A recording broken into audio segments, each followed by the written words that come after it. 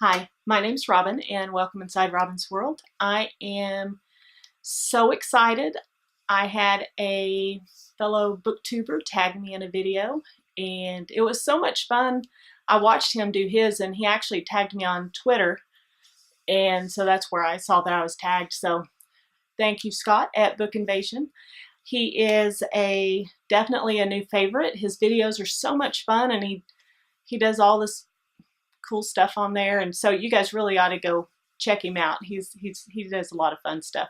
Matter of fact, I want to copy everything he does and be just like him whenever I'm a grown-up booktuber. Okay, the tag is literary mixtape book tag, the 80s edition. So I don't know if there's more editions or not, but the 80s is the one we're doing, which I graduated in high school in 1985. So I'm pretty well acquainted with the 80s. It was a good time, good music, good time. The first is You Spin Me Around Like a Record by Dead or Alive, and it's a book that left you feeling confused. I looked for a little bit to try to decide which one to use on this, and I finally went with Slaughterhouse-Five. I don't get it. And I don't know. I think maybe I'll try to read it again because it's a book that, it kind of sticks with you later, because I'll do things like, and so it goes. And I know that came from the book, so I know it stuck with me, but I didn't really get it. I don't really get Kurt Vonnegut at all. So if you guys love Kurt Vonnegut, teach me, because I want to be that cool, but I'm just not. So that's the one that confused me. Don't Stop Believing by Journey. This is on my running playlist. I just heard it yesterday whenever I was running. So it's a book you found inspiring. I went with AWOL on the Appalachian Trail. This book has made me want to hike the Appalachian Trail. That's all there is to it. It's like a, I don't know, 3-4 month hike. Lots of people do it. A lot of people fail. And maybe someday when I win the lottery and I don't have to work anymore, I'm going to do that. But you guys ought to look up AWOL on the Appalachian Trail, because it's a good book. I listened to it on Audible, and it was really well narrated too, so you guys ought to listen to that. Number 3 is Karma Chameleon by Culture Club. Oh my gosh, they had the best hair. They had the best hair. Okay, it's a book featuring an unreliable narrator. The first book I read last year was The Woman in the Window, and I loved that book by A.J. Finn, I think is his name. I'm off the top of my head here, so if you haven't read it yet, it's a mystery, and it's kind of set like, well, the movie I think is called The Woman in the Window too, but it's a lady who's got some issues going on, and she watches all her neighbors. Now I live out in the country, so my neighbors are, a quarter of a mile down the road. We're within hollering distance, I'll say, but I can't spy on my neighbors. So, but she spies on her neighbors, and she thinks she sees a murder. So, but like I said, she's got some issues going on. So you're just kind of a little bit confused if she did see it or if she didn't see it. And yeah, so anyway, Woman in the Window, you should definitely read that if you haven't read it. And let's see, the next one is Eye of the Tiger by Survivor. I think that's on my running playlist too, to be honest. And it's a book about overcoming the odds.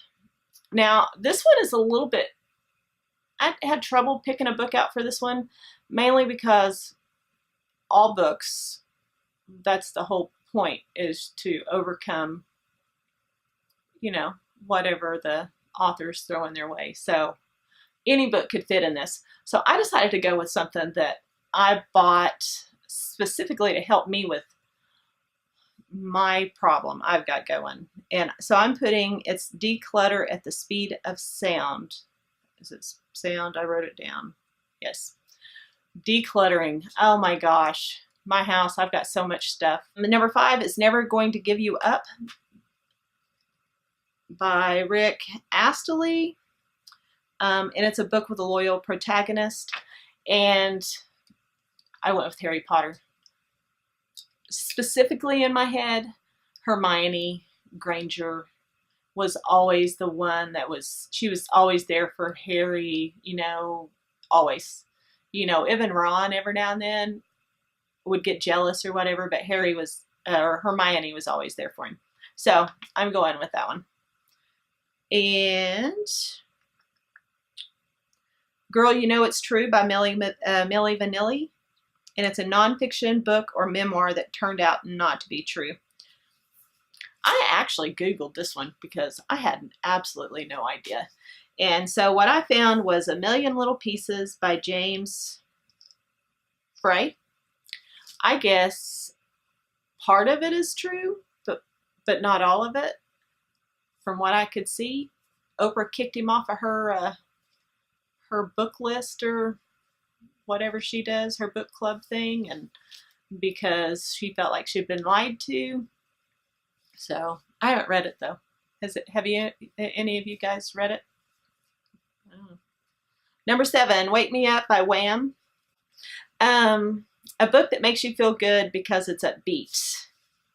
And I put the one I just finished, The Storied Life of A.J. Fickery. Even though it kind of ended sad, but kind of. This was just a really good book. I found myself, which Paula told me she did too, I found myself laughing, sometimes out loud, at some of the things he did and he said, or his friends or his family did and said, smiling. It was just a sweet, really, I thought, well-written book. I really enjoyed this. You guys need to read this one.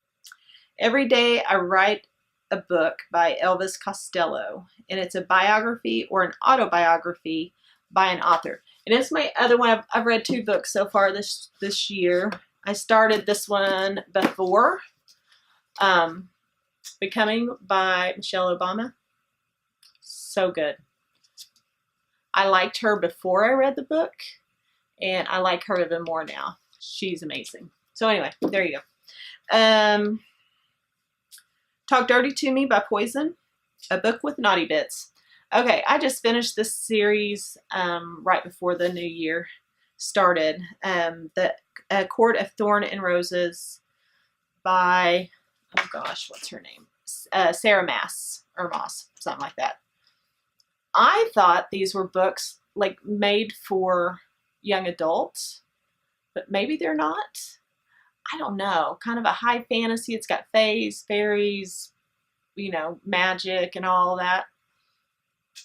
But it got pretty naughty. I was like, I don't know that I would have wanted my children reading that book when they were younger. Of course, I told my daughter, so these books are so good. But she's 30, so it's okay. She's a grown woman. She can read about naughty bits. Okay, the last but not least, Purple Rain by Prince. A book about the end of the world. Of course, everyone raised in the 80s loves some Prince. So I really like end of the world kind of books. And Scott actually mentioned 1 Second After, which is probably my all-time favorite. My husband's actually read there's like 3 in the series, and so he's read all of them. I've only read the first one. And so I didn't go with that one because Scott did at Book Invasion. So I went with one called The Last One, a Novel. And The Last One, a Novel was, I thought, an interesting premise. This lady tried out to be on a reality show. And she had to travel, and I can't remember, it's been a year and a half since I read it, but she had to travel from one spot to another spot, and she's thinking, right after it started, the whole, like, everybody started dying, and, like, everyone's dying around her, and she's still just going. She's still thinking, she's in the show, and all the weirdness is just production. You know, she'd go into a town and the town would be empty, and so she thought that the town was emptied by production. So, but it wasn't. So it was, anyway, it was an interesting premise. I don't even remember how it ends now, but it was so good. I'm gonna have to get it out and read it again sometime, but probably not for a while because I got a lot to read this year. So that's all I have. Let's see, who do I want to tag? I'm going to tag Literature Bug and Alex. So those are the ones I want to tag. And anyone else that wants to do it, I liked it.